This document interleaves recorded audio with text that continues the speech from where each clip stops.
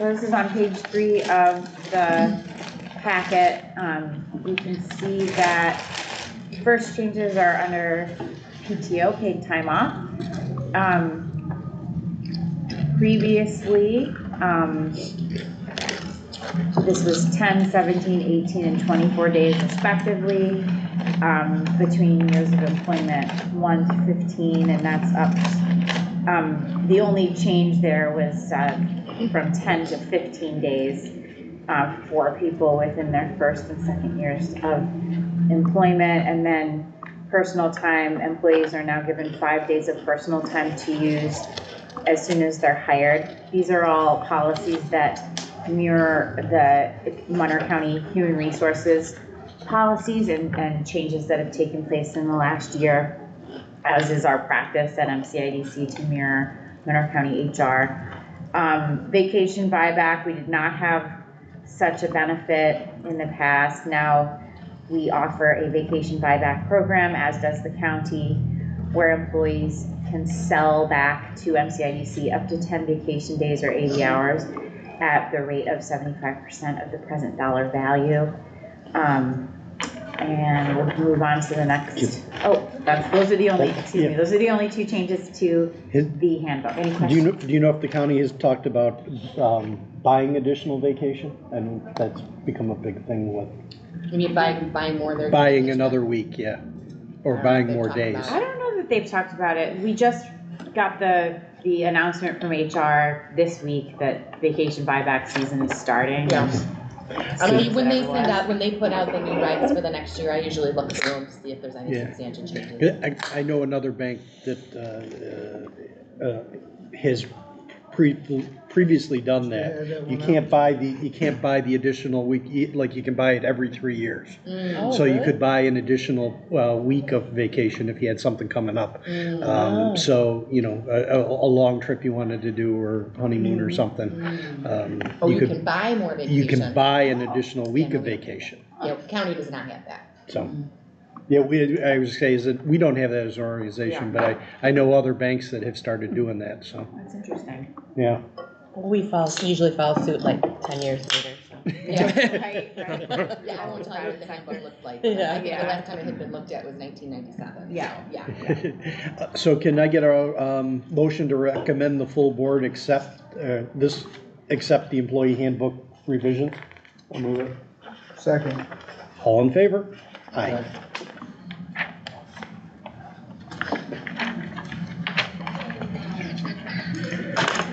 Next, the review of assets and investments. Greg, what do you got? Yeah, so I think let's just look at the bank balances first. I believe we're down to, as of the end of the year, I don't think we have any outstanding CDs. No, we do not. We're all good. Round of applause to Anna. Yeah. She got it done. Thanks for keeping me on top of that. That's her legacy, I told her. Hasn't been accomplished in 20 years, right? So again, operating and our savings accounts are with M&T, where we're earning, I think, 3% on those accounts currently, just any of that cash. We have a gain loan fund that we have cash in, and then we have obviously money in the micro loan fund that we use to finance those loans. So our cash accounts are, like I said, we leave just enough cash in there for 3 to 6 months, depending on what our outlay is going to be in terms of like excess, trying to get our excess cash into the investments.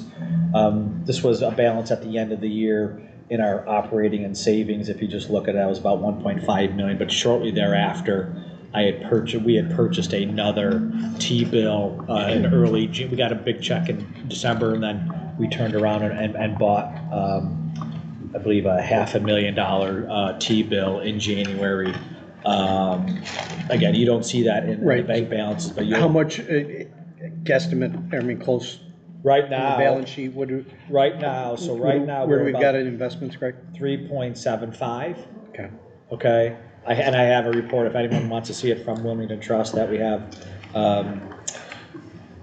That should show for the finance committee. What's that? I said you should show that for the finance committee. Want me to get copies? I have copies. Oh, you do? They're not stapled. I made it. So, I assume that's gonna show all the laddering. Yeah. The expiration dates for us? Oh, I don't- And so, and our, what are we doing it every other week, the bank balances, really? I mean, you know, so again, the process internally, just so everyone understands, and again, this is a little bit easier. We don't have a lot, you know, generally big fluctuations in cash and fees and things like that. But, you know, Allison and I meet and talk really every other week about, hey, what are our balances today? What do we see coming down the pipe if there's any big things coming out? Because if we feel there's any excess without cutting it too close, we'll look to buy, purchase additional investments per our policy. So we look at that every other, like I said, basically every other week, manage those cash balances to ensure that we're doing everything we need to get any of that excess into higher interest investments that we're able to. So you can see the detail that's in front of you. You know, like I said, we have some expiring, I think, in the next 3 weeks.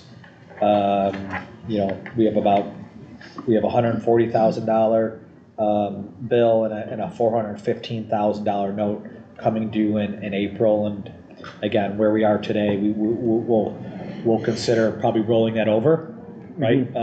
Based on where our cash where stands. the cash stands and where the rates are currently still. Right. So, and again, so that's our process. And again, we meet like I said, every other week, and if we feel that there's a recommendation to purchase or roll over, we communicate that to Anna, and then we proceed through limited trust to execute the transaction.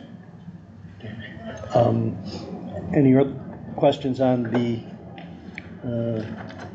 assets for Greg or investments?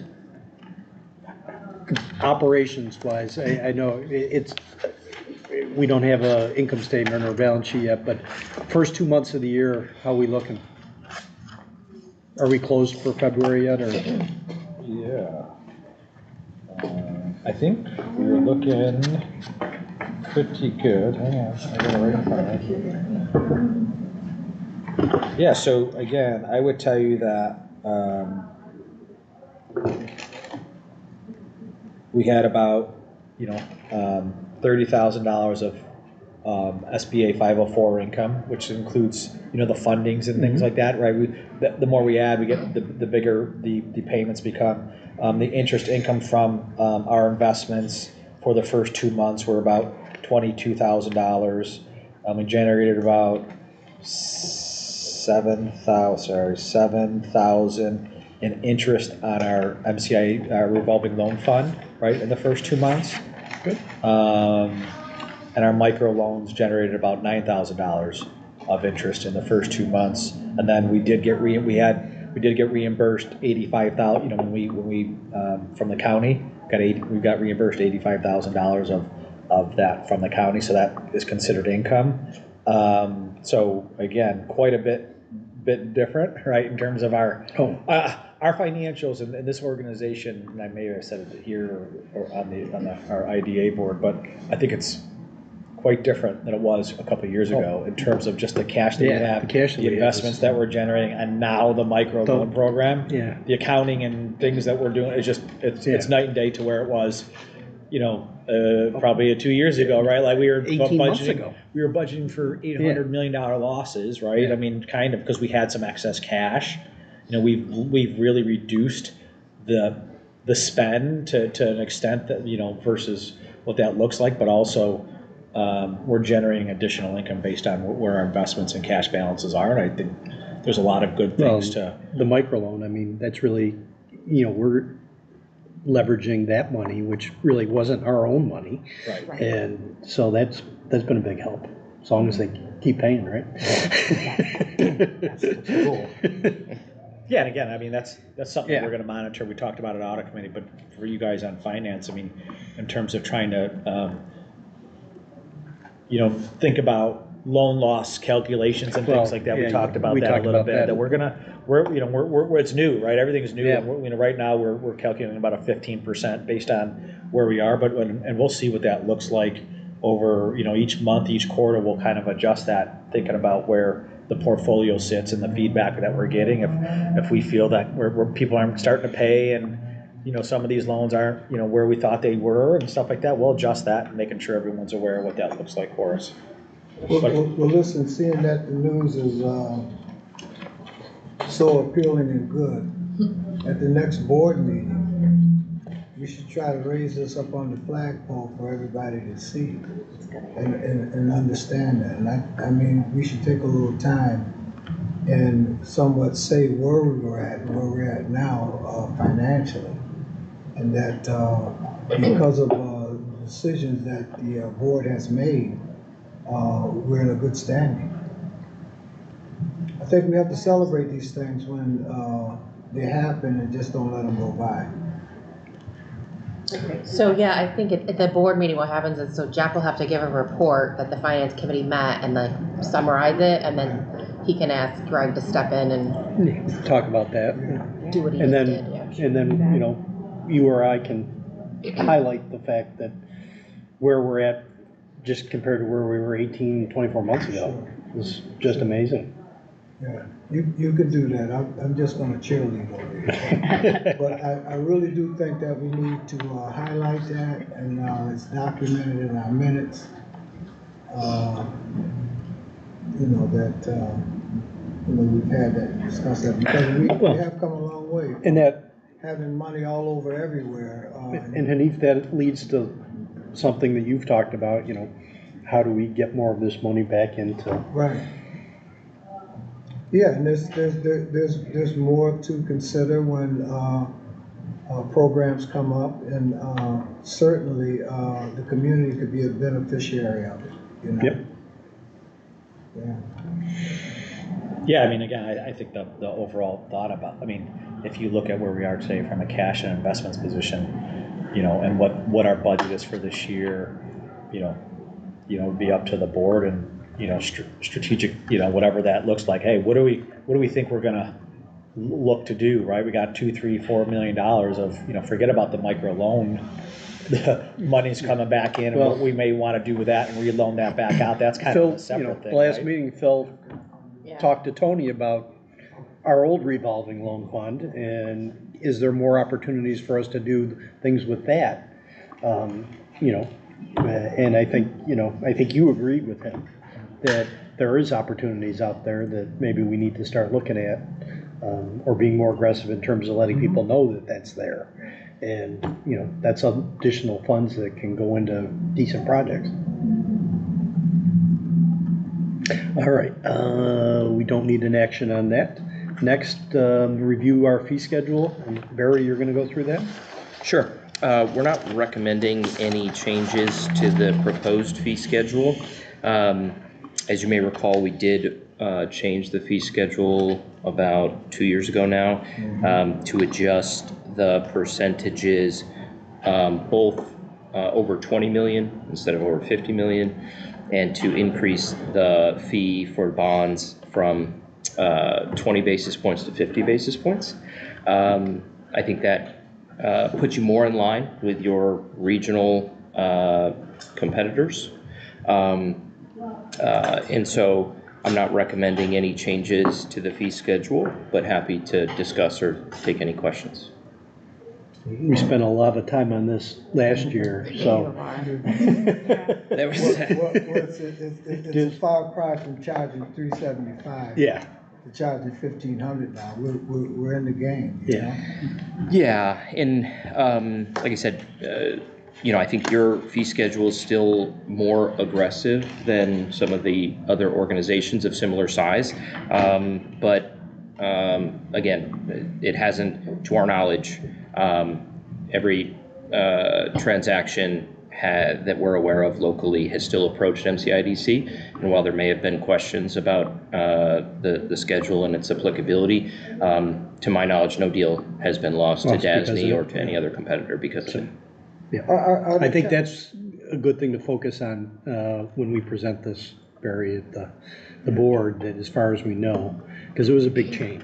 I mean, it was a really big change for us, and big increases compared to what we had normally done. So I think it's good to, if I forget to focus on that, if you remember, to say, hey, yeah, we haven't, as far as we know, lost any deals because we made these changes. Absolutely.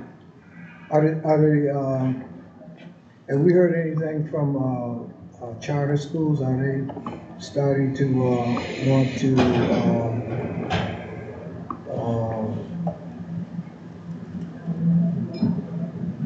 are they looking for bonding, any of them? Yeah, so we have one existing application in that we think will be targeting the April board meeting for approval. Okay. And there is a presentation in April that Anna and us and the underwriter who did two of the prior charter school financings will also participate, where we're inviting the charter schools from the community to come and see how they can leverage MCIDC financing to assist with their capital needs.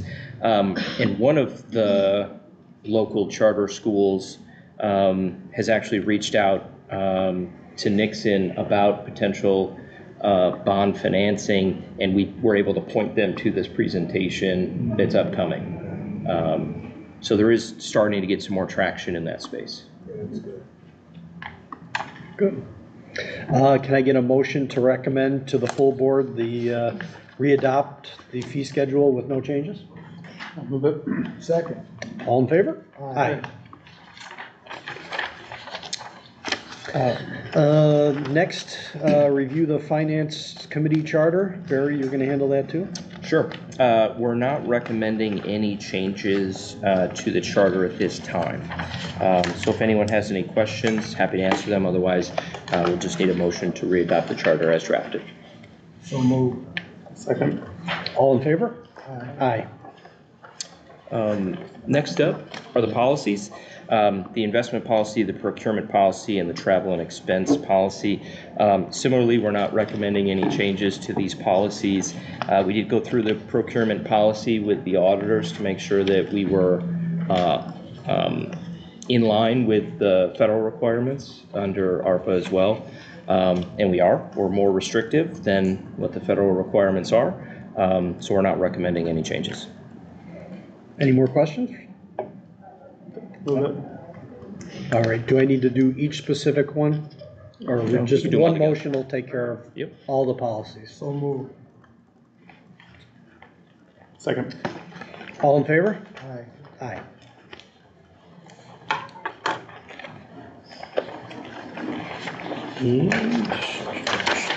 I have your, Review of the finance committee yeah, it's right here. self-evaluation? I forgot to put it in your packet. even Oh, though good, you I was looking reminded for me. it, yeah. No, and so basically, 2 out of 3, you filled it out.